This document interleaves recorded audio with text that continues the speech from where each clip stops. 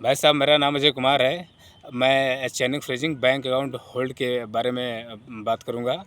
आज तक यूट्यूब पे बहुत सारी वीडियो पड़ी होंगी, बहुत लोगों ने बहुत कुछ बताया, बहुत एडवोकेट या चैनल न्यूज़ चैनल वालों ने बहुत कुछ बताया। लेकिन जो सबसे बड़ी प्रॉब्लम है चैनिंग फ्रेजिंग अमाउंट होल्ड, जो निर्दोष आदमियों को होता है, इस पर आज तक किसी ने कोई बात नहीं की, जो कि सबसे बड़ा लूप हॉल ये है। अगर ये कानून अगर नहीं है तो गलत है, अगर है तो इस पर कार्रवाई क्यों नहीं होती है, मैं यही जानना चाहता हूँ। आज तक कोई भी वकील खुल के इस पे बात नहीं की, कोई मतलब कोई सरकार ने भी इस पे बात नहीं की, आरबीआई ने भी इस पे बात नहीं की, और गृह मंत्रालय ने भी इस पे बात नहीं की, और कोई ऑफिसर ने आज तक इस पे बात नहीं की। आया कोई भी सिर्फ इसी मुद्दे पे बात करता है, अगर किसी के साथ फ्रॉड होगा तो 3 दिन के अंदर कंप्लेंट करे, उसका पैसा वापस, इसी पे बात करते हैं।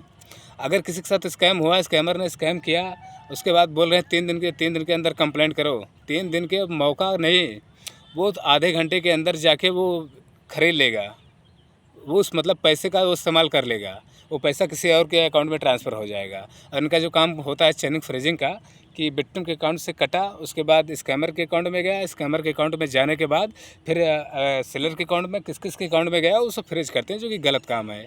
कुल मिला के कोई भी स्कैमर अगर स्कैम करेगा तो किसी को फर्जी पैसा नहीं भेजेगा, किसी को फर्जी पैसा भेजेगा नहीं। वो उससे कुछ खरीदेगा, उसके बाद उसे पेमेंट करेगा। अब वो कुछ खरीदेगा, उसके बाद पेमेंट करेगा, तो उसमें अगले का कोई दोष है नहीं, सेलर का, दुकानदार का कोई दोष है नहीं। लेकिन अगर उसका अमाउंट होल्ड होता है, तब वह इन्वेस्टिगेशन ऑफिसर का संपर्क करता है, उससे वहाँ जाता है उनके ऑफिस पे, इंडिया के किसी कोने में हो जहाँ से कंप्लेंट होगा वहाँ जाना पड़ेगा। ये घटिया नियम है एक। और उसके बाद वो जाता है वहाँ पे, पेमेंट का प्रूफ सब कुछ देता है, उसके बावजूद भी इन्वेस्टिगेशन ऑफिसर, जो उनकी गवर्नमेंट बॉडी जो बोला जाता है, ये उसके बावजूद भी अमाउंट छोड़ते नहीं हैं। वो यही बोलेंगे अमाउंट वापस करो, लेकिन उसमें सेलर की कोई गलती नहीं, उसके पास उसका पेमेंट का प्रूफ है, ना तो अनऑथराइज्ड ट्रांजैक्शन है, ना तो धोखाधड़ी से लिया गया हुआ धन है। वो कैसे वापस कर दे उसको, विक्टिम को? अरे विक्टिम को अगर रिकवरी करवाना है, दम हो तो स्कैमर से करवाओ, जो स्कैम किया, जो पैसा लेकर निकल गया, उससे करवाओ। लेकिन यहाँ ये खोखला जो सिस्टम है इनका, इनके खिलाफ आवाज़ उठाना पड़ेगा। लेकिन इस चैनल पे इस मुद्दे पे कोई सवाल नहीं उठाता है। लेकिन मैं चाहता हूँ कि हमारी एक यूनिटी बने, टीम बने, इस पर एक तगड़ा बहस हो, उसके बाद सुप्रीम कोर्ट में इसके खिलाफ एक याचिका भी दायर किया जाए। लेकिन ये अकेले नहीं हो सकता, क्योंकि अभी भी ज़्यादा संपन्न आदमी हो नहीं। मैं सोच रहा हूँ कि हम लोग साथ में अगर मिलेंगे तो ये काम ख़त्म हो जाएगा। उसके बाद आदमी कोई भी चीज़ ऑनलाइन या ऑफलाइन, कोई भी इंसान ऑनलाइन काम कर सकेगा, सेल कर सकेगा, बेच सकेगा, खरीद सकेगा। नहीं तो जब तक चैनिंग का इनका सिस्टम बनेगा, स्कैमर के आधे घंटे में अकाउंट खाली कर देगा, उसके अकाउंट में पैसा रहेगा नहीं।